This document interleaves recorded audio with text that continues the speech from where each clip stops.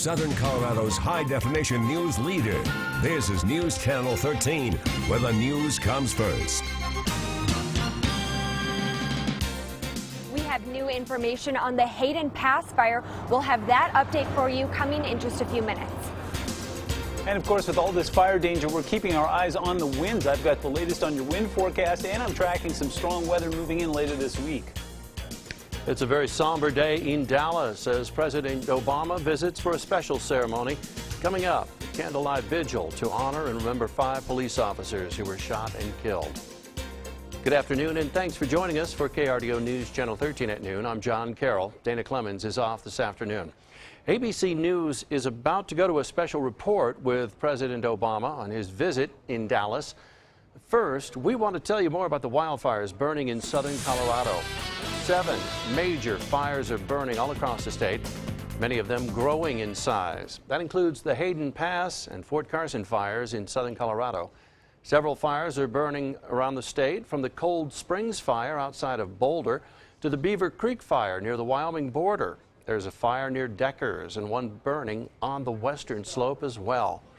We have team coverage tracking the fire and conditions that affect it.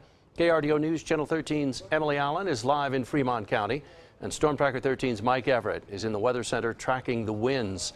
We'll get to Emily in just a moment, but first, Mike Everett joins us with the latest wildfire forecast. From the sound of it, conditions are a little more favorable for firefighters so far, Mike.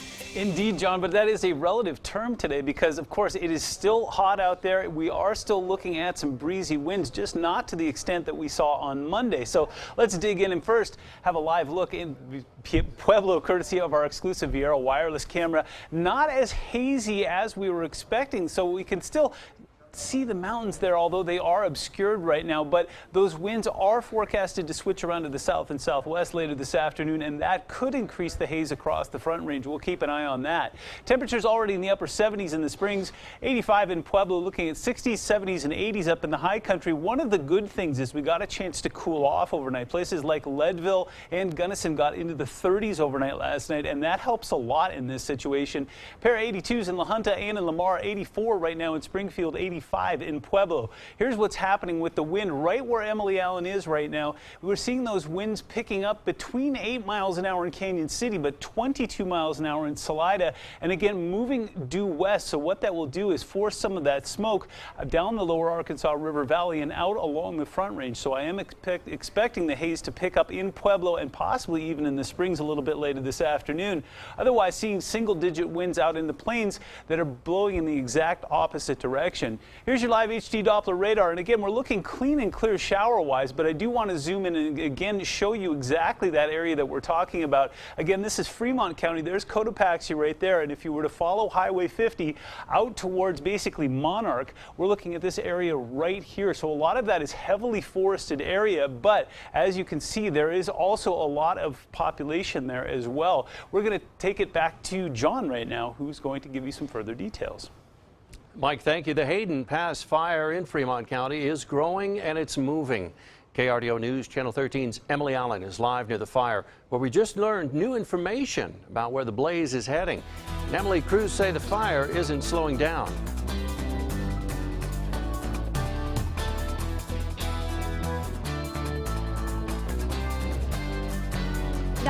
That's right, John. The temperatures are picking up here as well as the wind, and with that we are seeing an increase in smoke along the foothills. I'm going to take a step back so you can get a better view of the mountains.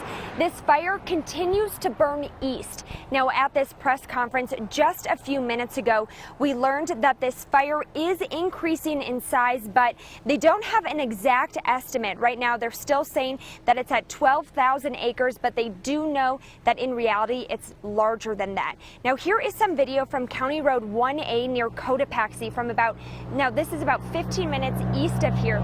We were up there earlier and deputies were there as well as firefighters. They're surveying the area because the wind could take the fire in that direction. So far, though, it is not under evacuation. We asked what it'll take to stop this fire. Probably take a fire-ending event such as a large rainstorm to put out this fire completely.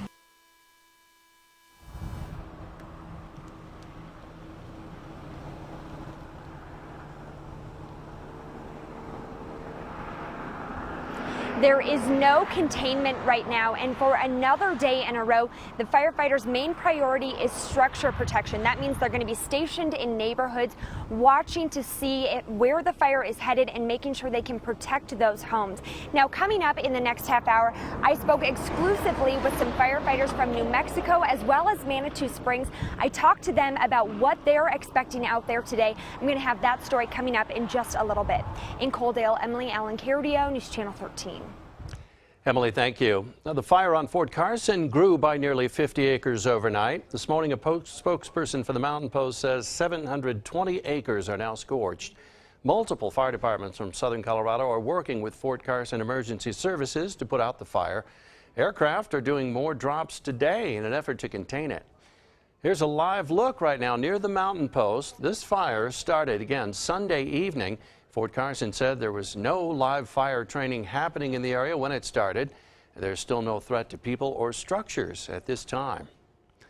Just a few minutes ago, burn restrictions were put into place for El Paso County. The sheriff's office says you cannot have any open burning except for fires and campfires within permanent fire grates. There's no selling or using fireworks, and outdoor smoking isn't permitted unless it's in an enclosed vehicle or building, or while in an area that's not near dry grass or flammable materials. Many of you are asking us why the 747 Global Firefighting Supertanker unveiled in Colorado Springs earlier this year isn't helping put out the fires. A spokesman with the tanker says hail damage is being repaired at a facility in Arizona. Global also can't bid on a firefighting contract with the Forest Service until the supertanker is certified. Leaders hope that happens soon. Firefighters are holding the line on the Cold Springs fire outside of Boulder. 5 homes so far have been destroyed near Nederland. The 2 men accused of starting the fire, Jimmy Suggs and Zachary Kuykendall, were in court yesterday. Investigators say they didn't put out their campfire properly, and that's what started the wildfire. 2,000 people have been evacuated. Firefighters are working to get the upper hand, while evacuees are hoping to learn more about the flames that are creeping closer to their homes. One firefighter whose home was burned down said there's something more that's upsetting. I never got the chance to be evacuated. I haven't been home since Friday. Work here, we do live here. You know, the sad thing is the way this was all caused. Officials have told evacuees they will likely not be able to return home for the next several days. Firefighters in northern Colorado say the Beaver Creek fire will be burning longer than originally thought. The flames have charred almost 19,000 acres near the Wyoming border. It started in June. The cause is not known. It's about 5% contained and could burn into October. We're monitoring all the wildfires in Colorado. You can find the latest information on evacuations, the size of the fires, and much more on our website, krdo.com. You can also track the windy conditions with our Storm Tracker 13 app. Find out the latest wind speeds and fire danger in your area.